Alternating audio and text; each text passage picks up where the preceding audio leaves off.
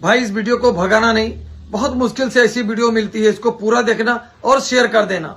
याद रखिए, आप मुसलमानों की भीड़ में शामिल हो या ना हो, लेकिन अगर आपका अकीदा यहां है तो जन्नत आपको भी मिलेगी। नहीं, वैसे तो कोई नहीं जानता है, मौलाना साहब भी नहीं बता सकते जन्नत किसे किसे मिलेगी, वो तय वही करेगा, वो जो रोजे महशर होगा। पैगंबर साहब की जिंदगी की 3 बातें बड़ी खूबसूरत हैं और बड़ी कीमती हैं, जिसे पूरी दुनिया, जिससे मुझे लगता है मुतासिर होती है। उसमें पहली मैंने कह दिया कि ईश्वर में अगाध निष्ठा, ईश्वर के अतिरिक्त कुछ भी नहीं है। ये पहली बात है जो उनके कैरेक्टर से हमने सीखी है और पूरी दुनिया को सीखना चाहिए, सीखती है। मैं कई बार कहता हूं कि भारत में जिस देवता की हम अब पूजा करते हैं, दरअसल वो इस्लामिक गॉड है। उस ईश्वर को भी कहीं ना कहीं से हमने इस्लाम से सीखा है।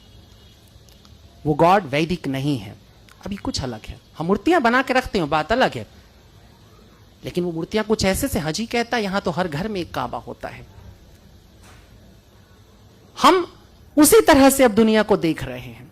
हमारे पास एक ईश्वर है जो सजा भी देगा और हमें जजा भी देगा, उससे फैज भी मिलना है, सब होना है।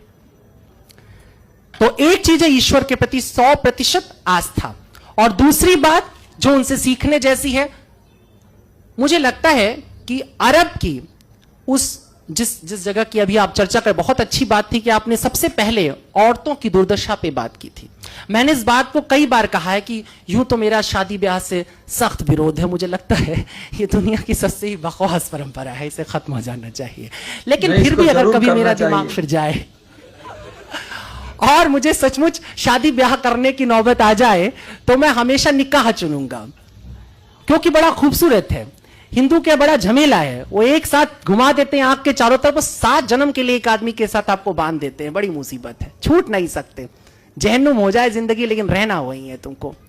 ईसाई लोग भी हाथ पकड़ कहते हैं टिल डेथ, मरने तक हम साथ साथ रहेंगे। देखो ये सुनने में बड़ा अच्छा लगता है, जीने में बड़ा मुश्किल है। कई बार एकदम से मन बदल जाता है।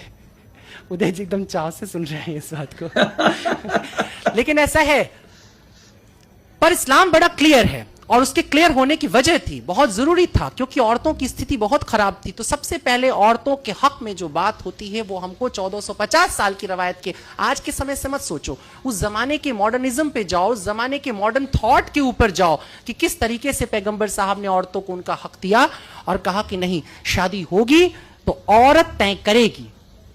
तय करेगी माने वो कबूल है बोलेगी तो कबूल, नहीं बोलेगी तो नहीं। और अगर कबूल है वो कहती है, तो ये भी वो तय करेगी कि ये कितनी इंश्योर्ड होने वाली है शादी। वो मेहर की जो रकम, अभी तो सुनते कई जगहों पे 750 रुपए में निपट जाता है, और वो भी पहले ही दिन माफ करा लिया जाता है।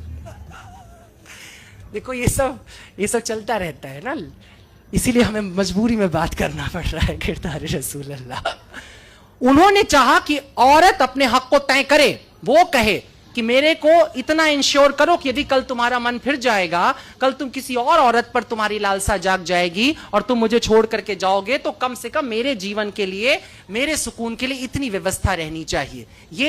ये नियम आता है, और ये बहुत बड़ी बात थी।